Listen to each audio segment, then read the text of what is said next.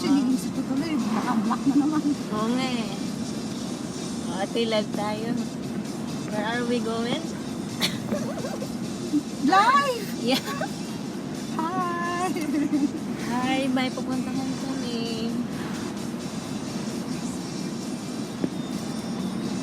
Where are we going? Ang ganda naman yan.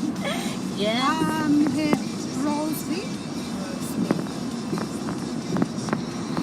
Hindi pa ako nakapunta sa pupuntahan. Me too. I haven't been here. Yeah. Even this road, I haven't driven it. Yeah.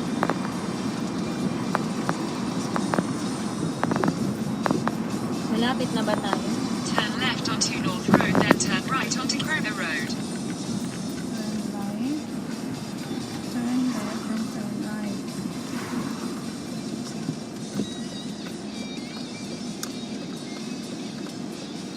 Parang mas nalayo tayo ah. Oo, lumayo nga tayo. Kasi 3 minutes na lang eh, tapos naging ano, Take the next right onto Cromer Road. 3 minutes na lang, naging 8 minutes. So, ang laki ng difference. Oo, ngayon, kung hindi lang sana sarado yung gardaan. Continue on Cromer Road for half a mile.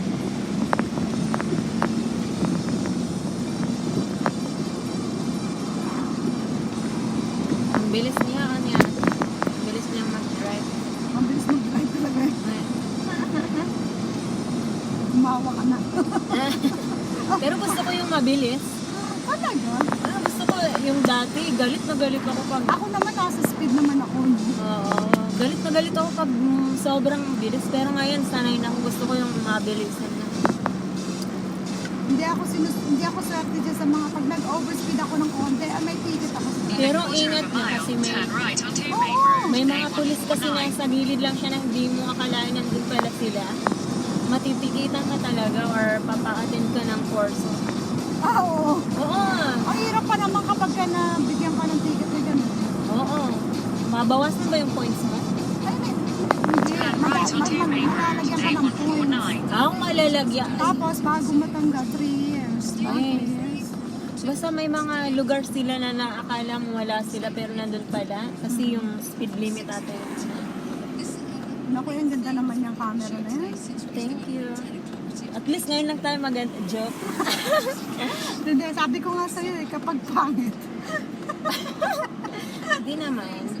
Alam mo, parang papuntang Norris na to. Norwich?